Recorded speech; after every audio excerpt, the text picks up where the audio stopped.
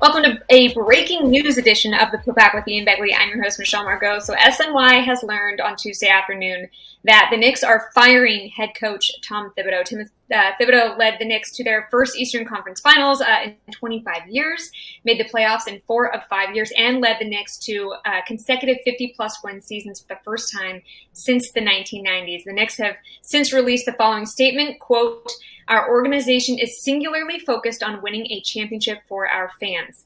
This pursuit led us to the difficult decision to inform Tom Thibodeau that we have decided to move in another direction," end quote, said Knicks president Leon Rose. He continued on, quote, "We cannot thank Tom enough for pouring his heart and soul into each and every day of being the New York Knicks head coach. He led us not only with class and professionalism for the past 5 seasons, but also to tremendous success on the court with 4 playoff berths and 4 playoff series victories. Ultimately, we made the decision we feel is best for our organization moving forward. Tom will always be a part of our Knicks family, and we truly wish him nothing but the best in the future," end quote. So, Ian, you reported on Twitter/X that the firing was made by team president Leon Rose with the support of owner James Dolan. Tell us more about how this happened and just what's happened since the season ended. Right. So in the aftermath of the Game 6 loss to the Pacers, the Knicks were conducting a review of the organization. Now, usually what teams do is they have exit interviews with their executives conducting the interviews with players. This was different. This setup for the Knicks was different. It was everyone kind of being reviewed, including obviously head coach Tom Thibodeau, members of his staff. Not all players were involved. Top players were called in for the meeting. And, Knick owner Jim Dolan was there, but to say it was Leon Rose's decision is accurate because he is the one who would sign off on it. I mean, look, in the past, there were instances where the Knicks were on shaky ground. Tom Thibodeau was on shaky ground, but Leon Rose had never always chosen to stick with Tom Thibodeau and not, push this button that was pushed today. I go back to, even the All-Star break of the Kemba Walker season, Jim Dolan gave Leon the green light to do something. He chose not to. And there was another instance. So now it's different, right? Leon Rose obviously saw something different over the past year plus that led him to believe that, hey, this is the right move for the franchise. James Dolan backing Leon Rose there. And that's significant because Tom Thibodeau signed an extension, I think, last offseason, and there's at least $30 million guaranteed on an extension. And look, if Tom Thibodeau does not hook up with another franchise here, the Knicks will owe him all of that money. So that's a big check to pay, and that tells you a lot about how they felt about this direction that they're going today and what they have moving forward. I mean, there's been some criticism of Thibodeau's decisions with the rotation, but in the playoffs, he showed he was willing to make adjustments. He added Mitchell Robinson to the starting rotation, Dolan Wright, Landry Shamet. Was it just too little too late? It's interesting because people have talked about Thibodeau as a guy who doesn't play a lot, doesn't play a lot of his players, doesn't use his bench. And so that's the case pretty much all year. And then, midway through the Pacers series when they're down 2-0, you could see it as too little too late, and almost kind of questioning himself. He changed his starting lineup. He went a little bit deeper in his bench. And so, I don't know specifically how that was viewed by Leon Rose, but the idea that you're trying it when your back's against the wall, when you're 2 losses away from the end of your season, as opposed to working it in over the course of the regular season, I do know that rubs some people the wrong way. I mean, I remember Jalen Brunson was asked about it in the press conference, which we'll get to in a little bit. But when did you first get word that he was on the hot seat? You mentioned on the Putback during the Detroit series that it was pivotal for Thibodeau. But after winning that and the series in Boston, his job seemed fairly safe.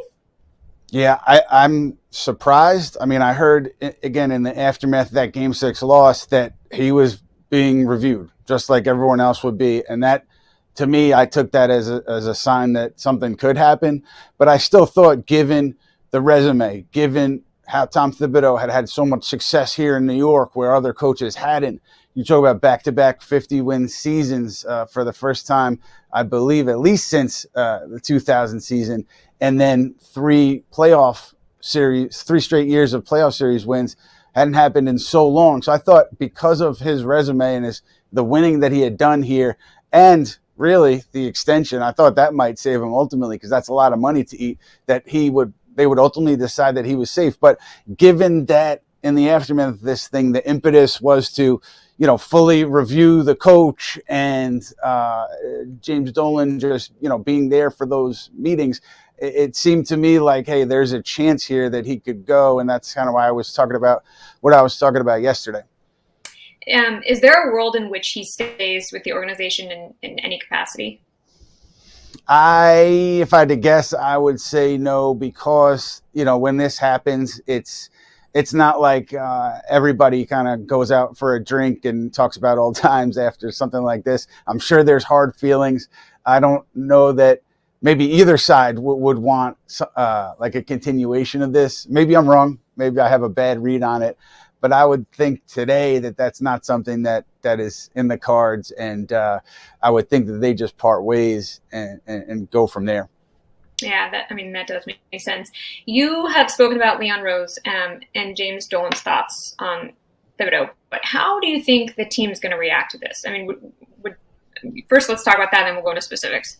Sure. Yeah, look, Jalen Brunson was emphatic after Game 6 when he was asked about Tom Thibodeau and whether he was the right guy to move this thing forward. He was incredulous. He said the question was ridiculous, basically, and was upset about being asked the question. And he said, absolutely, I do. So I say that to say that I think that when you have the support of the biggest player in your locker room, that's always a good sign. But I don't think anybody in the locker room is going to say, hey, trade me now that Tom Thibodeau is fired. I know they lived this the past few years. The love for Tom Thibodeau is genuine, but I don't think anybody would put their job on the line to save Tom Thibodeau's, if that makes sense.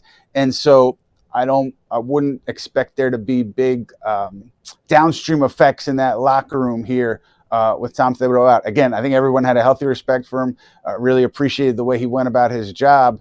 But as sources said about this decision, the feeling was a new voice was needed to push them to the next level. And that's where they want to be. And Michelle, I want to say too, in the evaluations that I was talking about, it wasn't like, hey, how did we get to the conference finals? What went well? What didn't go well? From what I was told, it was, can we win a championship with you? Do you help us win a championship? And if the answer is no, do we have to make a change? That was the prism through which things were being viewed in these evaluations. It wasn't like they were having a party about getting to Game 6 of the Eastern Conference Finals.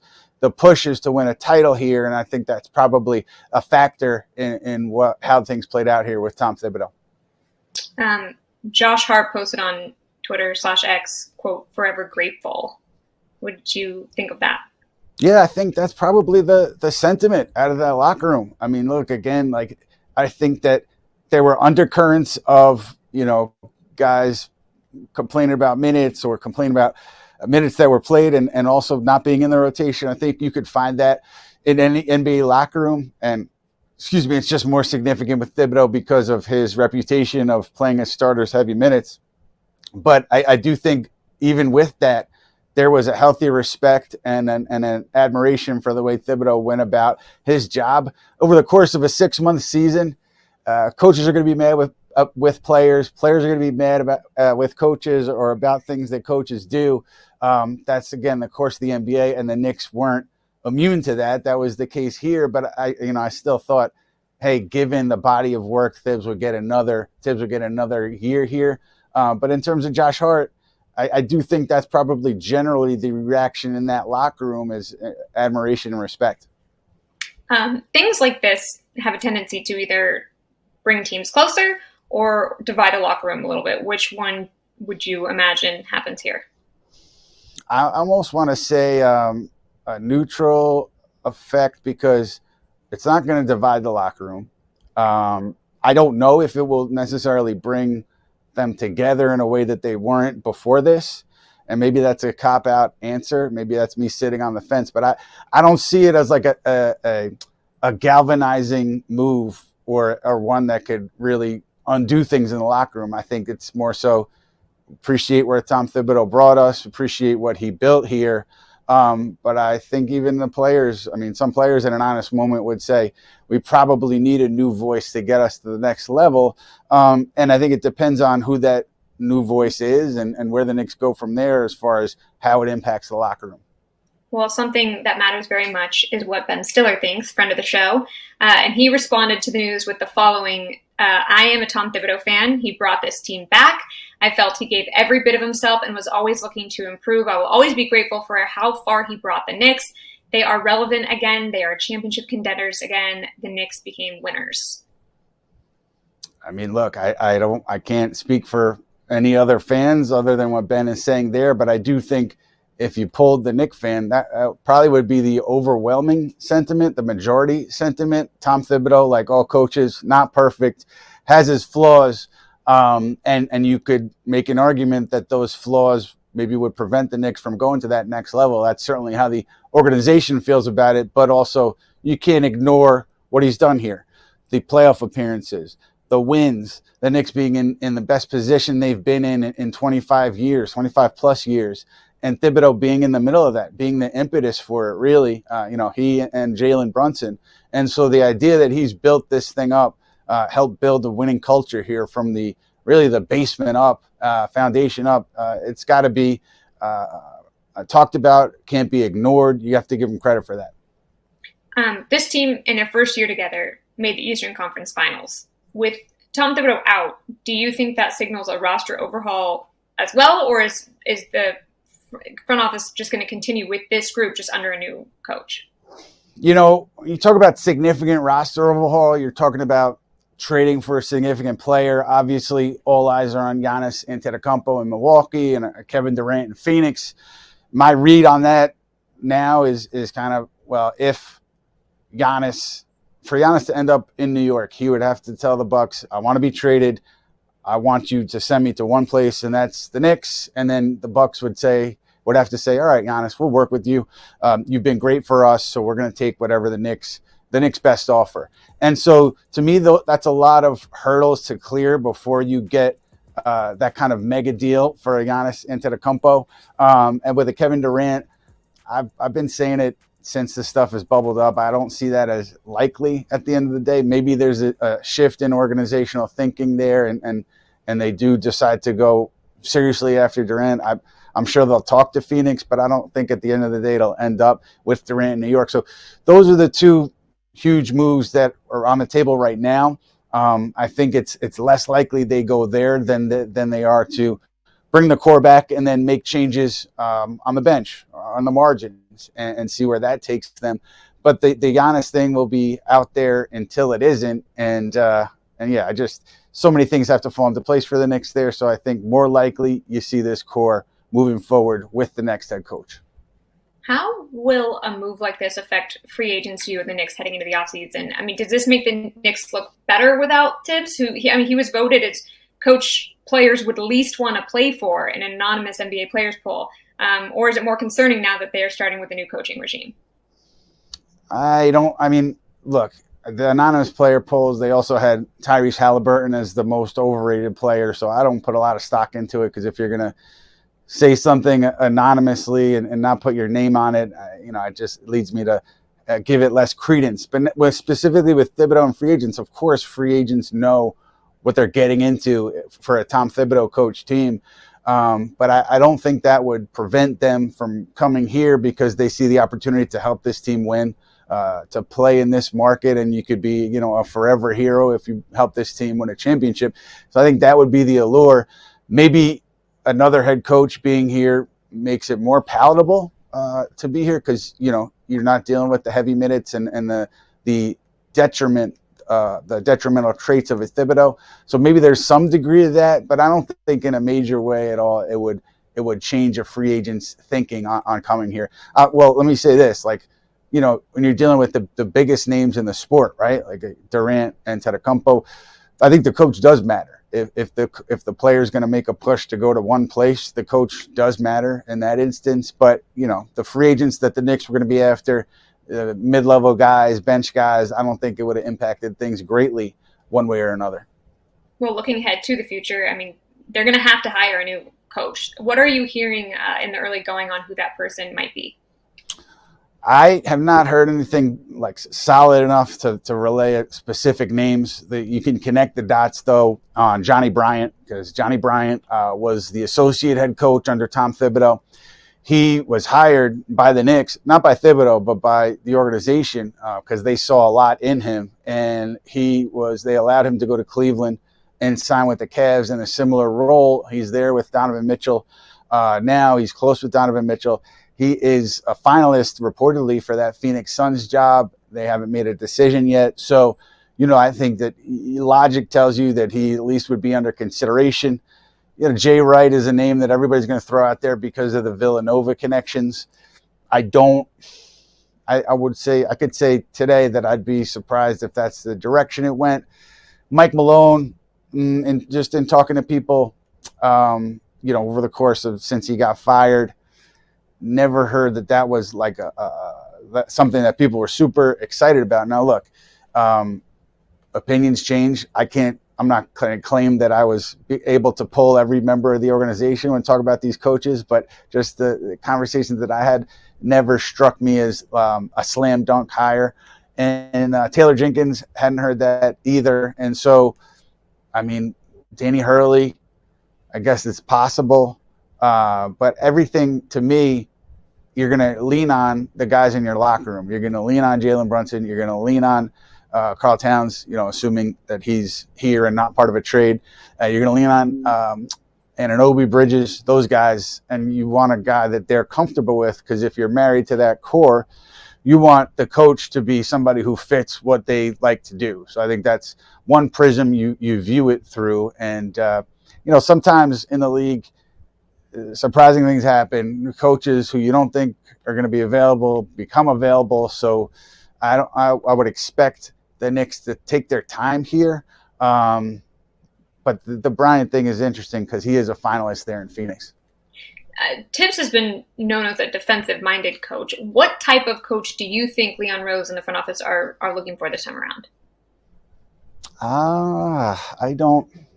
If I'm guessing, total guess, maybe just one that is a little bit more, has more offensive creativity, is a little bit more open to suggestions to working with the front office on the coaching staff, and maybe open to empowering an assistant or 2, 3 about the offense or the defense, making changes there.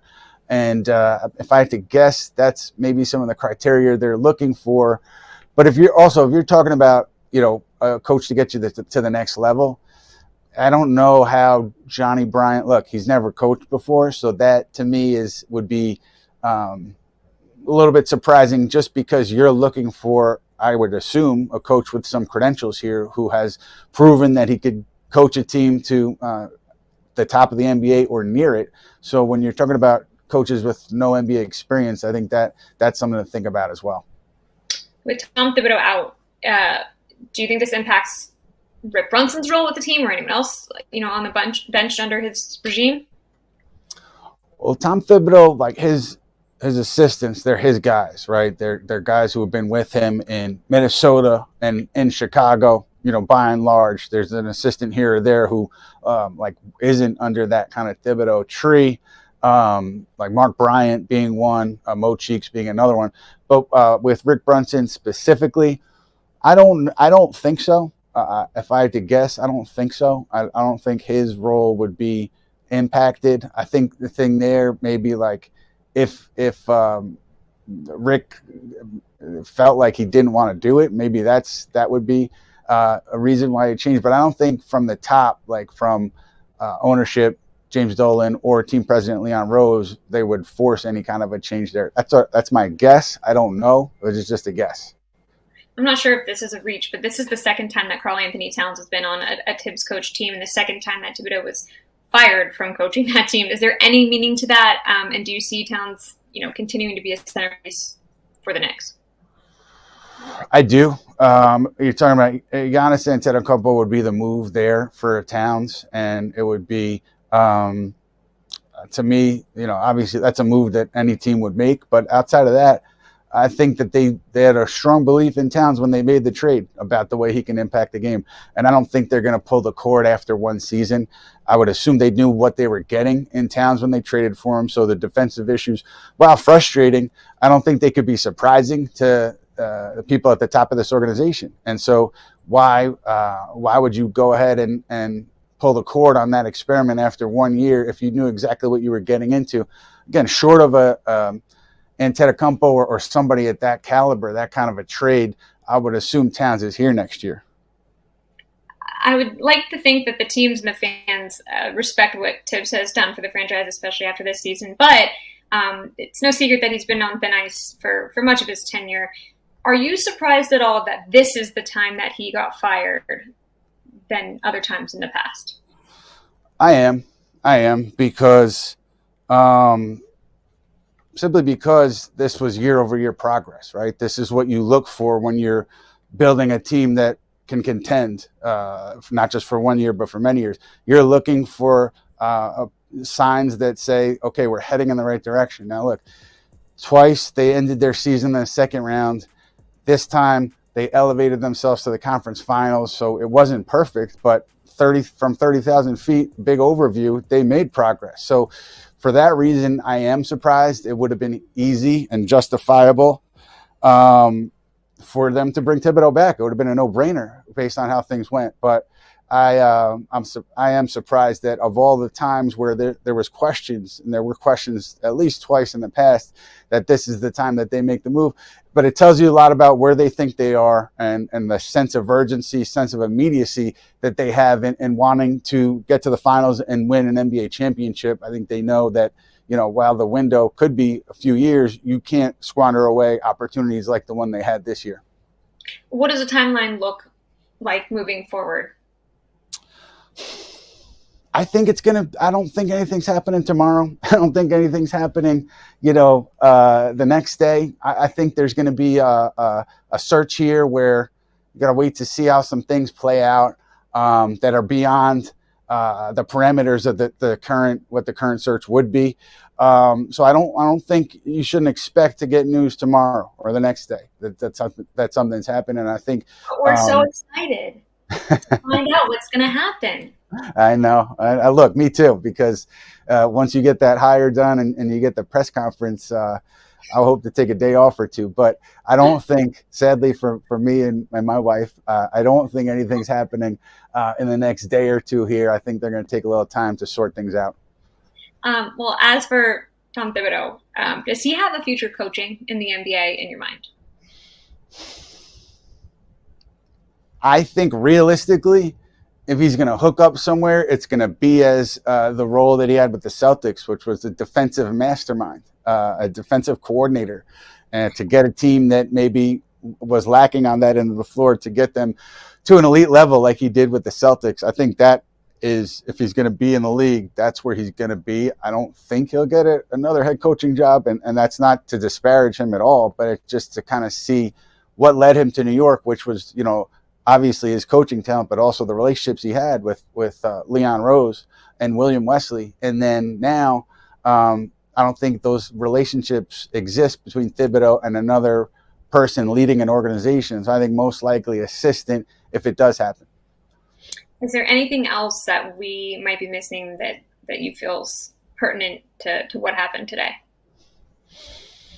I think we might have covered it. I think that, I guess the idea, and it's kind of looking in the rearview mirror, but the idea, I think there were reports that, Leon Rose fully supported, front office fully supported Tom Thibodeau as recently, I think, as yesterday from ESPN. But my read on that was Leon Rose did love Tom Thibodeau as a friend, as a man in the front office, had great respect for Tom Thibodeau. But that support, the unyielding, unwavering support wasn't there now as it had been previously. And so obviously you see that today with Rose making that decision.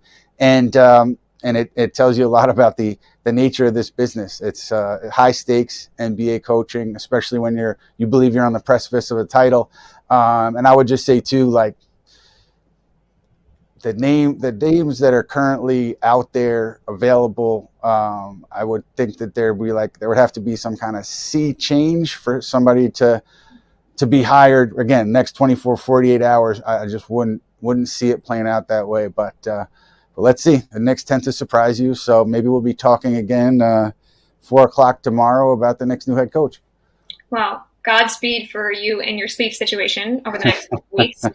Just again, if you're just tuning in, Tom Thibodeau has been relieved of his duties by the Knicks just 3 days after their season ended in the Eastern Conference Finals. We will have you covered on the Putback with Ian Begley with the news if and when there is a new head coach, the Knicks moves in free agency and everything else. So keep your eye on SNY's YouTube channel and social platforms as the offseason goes on. Ian, thank you so much for the time. For Ian Begley, I'm Michelle Margot, and we will be back with you soon.